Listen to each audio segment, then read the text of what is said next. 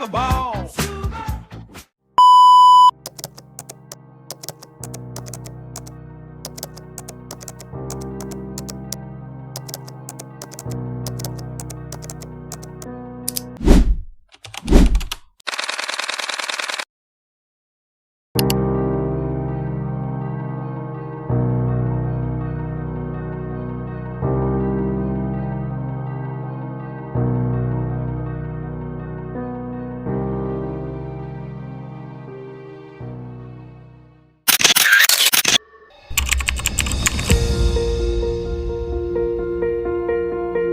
Pemirsa, kita akan membahas mengenai perkembangan penanganan kasus diskriminasi ras dan etnis dengan Kabid Humas Polda Jawa Timur, Kombes Pol Frans Barung Mangera yang saat ini sedang berada di Samarinda, Kalimantan Timur. Selamat malam, Pak Frans. Selamat malam. Ya, Pak Frans, Kamis sore kemarin Presiden menegaskan bahwa pelaku diskriminasi ras dan etnis harus ditindak tegas secara hukum. Bagaimana perkembangan penyelidikan dari Polda Jawa Timur? Ada 3 kasus ya sebenarnya yang mencuat di dalam perkembangan apa yang terjadi. Yang pertama adalah 1, pelecehan bendera merah putih. Ya, urusan fasilitas kesehatan BPJS di rumah sakit seringkali menimbulkan kesalahpahaman antara pasien dan pihak rumah sakit. Di satu sisi, pasien merasa berhak menggunakan seluruh fasilitas di rumah sakit tersebut melalui asuransi BPJS Kesehatan. Namun di sisi lain, rumah sakit terpaksa menolak lantaran keterbatasan fasilitas dan atau kapasitas yang tidak sebanding dengan jumlah pasien yang datang.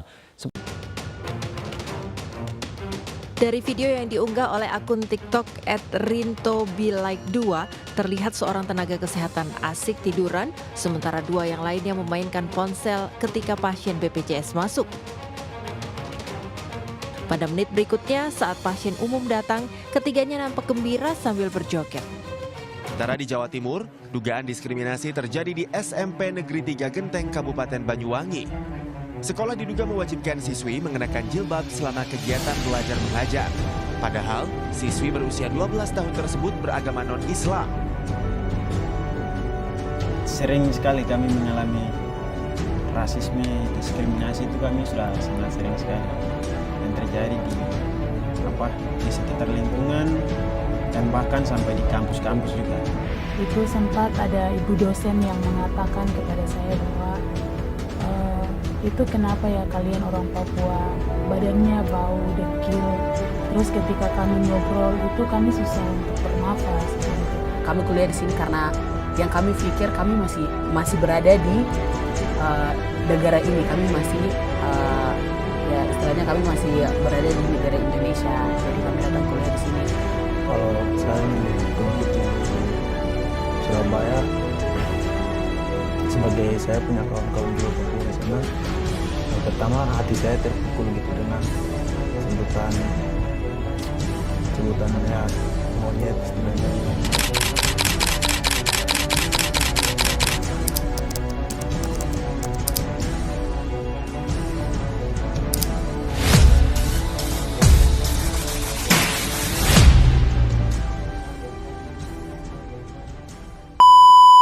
Baik rekan-rekan semuanya, di sini saya sudah bersama salah satu korban diskriminasi yang latar belakangnya sebagai seorang polisi.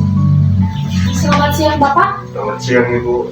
Boleh kenalkan diri Bapak terlebih dahulu? Kenalkan, nama saya Junaidi Ahmad. Terima kasih Bapak sudah bersedia meluangkan waktunya untuk berbagi pengalaman Bapak. Bisa ceritakan pengalaman Bapak terkait diskriminasi sebagai seorang polisi? Sebelumnya saya sangat berterima kasih karena Ibu sudah mengundang saya di acara Ibu sebagai tuan tamu. Saya akan menceritakan sedikit pengalaman saya tentang diskriminasi di kepolisian. Saya pernah merasa dipandang sebelah mata hanya karena usia saya yang lebih muda. Beberapa rekan saya sering mengutuk kemampuan saya dalam menjalankan tugas hanya karena saya baru beberapa tahun di kepolisian. Bagaimana perasaan Bapak ketika menghadapi perlakuan tersebut? Awalnya saya merasa tersinggung dan kecewa. Sebagai polisi, saya ingin dihargai karena kerja keras dan kemampuan saya, bukan karena beda usia. Seperti itu ya Bapak, ternyata ceritanya begitu mengharukan. Apakah Bapak sendiri pernah mencoba untuk berbicara atau melaporkan perlakuan tersebut kepada atasan atau rekan-rekan sekitar Bapak? Ya, pastinya sih pernah sih. Saya pernah mengangkat masalah ini dengan beberapa rekan senior, tapi saya merasa respon mereka kurang mendukung. Mereka mengatakan itu bagian dari proses dan saya harus lebih sabar dalam menjalani tugas tersebut. Bapak kan udah melaporkan kepada rekan-rekan Bapak. Kira-kira seperti apa respon rekan-rekan Bapak? Apakah langsung mengatasi permasalahan Bapak tersebut atau seperti apa? Respon mereka sih tidak terlalu menghiraukan. Seperti itu ya Bapak. Ya, Bagaimana diskriminasi ini mempengaruhi pekerjaan Bapak sendiri? awalnya cukup mengganggu. Saya merasa kurang dihargai, tapi lama-kelamaan saya justru menjadi lebih termotivasi untuk menunjukkan kemampuan saya dan bekerja lebih keras. Kira-kira seperti apa diri Bapak agar motivasi yang Bapak jalani itu bisa membangkitkan diri Bapak agar bisa semangat kerjanya? Saya akan membuat itu sebagai pengalaman yang begitu berkesan dalam hidup saya. Seperti itu ya Bapak, ternyata jawabannya.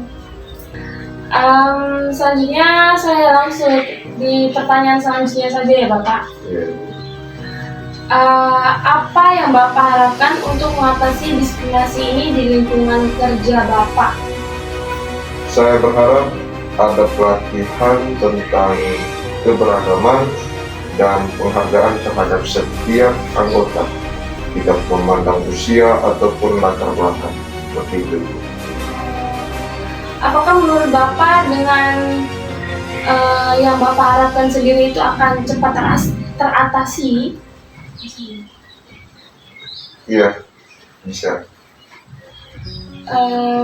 Pertanyaan terakhir ya Bapak. Iya. Kira-kira apa pesan yang ingin Bapak sampaikan kepada rekan-rekan sesama polisi atau masyarakat sekitar? Pesan yang ingin saya sampaikan kepada masyarakat dan rekan-rekan saya di kepolisian, saya berharap ada pelatihan tentang keberagaman dan penghargaan terhadap setiap anggota, tidak memandang usia atau latar belakang. Begitu kira-kira. Ternyata cerita Bapak sendiri itu cukup mengesankan ya. Dan semoga saja masyarakat sekitar bisa mengambil contoh dari pengalaman Bapak untuk menjadi kepribadian lebih baik lagi di masa depan ya. Ya. Terima kasih banyak ya Pak atas waktu dan ceritanya. Semoga pengalaman Bapak menjadi pelajaran bagi kita semua untuk menjadi lebih adil dan peka. Begitu ya rekan-rekan semuanya. Sekian dari wawancara saya dan juga si korban Bapak siapa tadi? Ahmad Bapak Ahmad ya.